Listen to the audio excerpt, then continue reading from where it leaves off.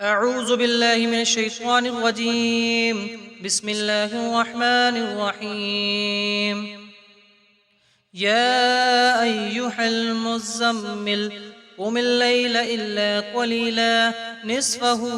أو انقص منه قليلا أو زد عليه ورتل القرآن ترتيلا إنا سنلقي عليك قولا ثقيلا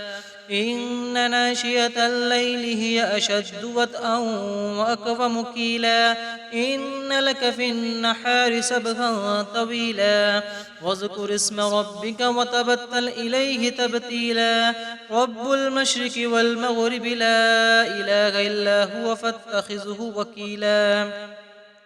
واصبر على ما يقولون واهجرهم حجرا جميلا وذرني والمكذبين أولي النعمة ومهلهم قليلا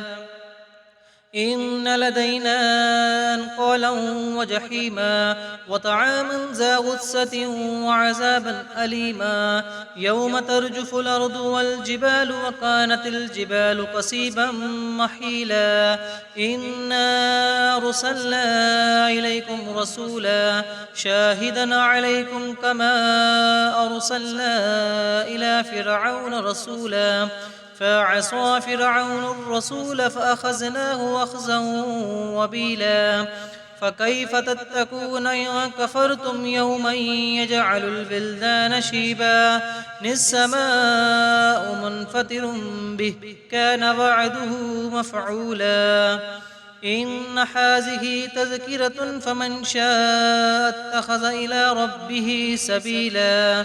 إن ربك يعلم أنك تقوم أدنى من ثلثي الليل ونصفه وثلثه وطائفة من الذين معك والله يقدر الليل والنهار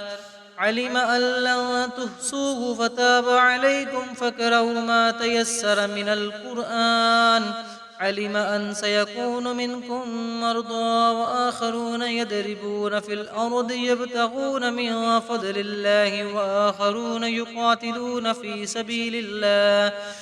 فاقرؤوا ما تيسر منه وأقيموا الصلاة وآتوا الزكاة وأقرضوا الله قرضا حسنا وما تقدموا لأنفسكم من خير تجدوه عند الله هو خيرا وأعظم أجرا واستغفر الله إن الله غفور رحيم صدق الله العظيم.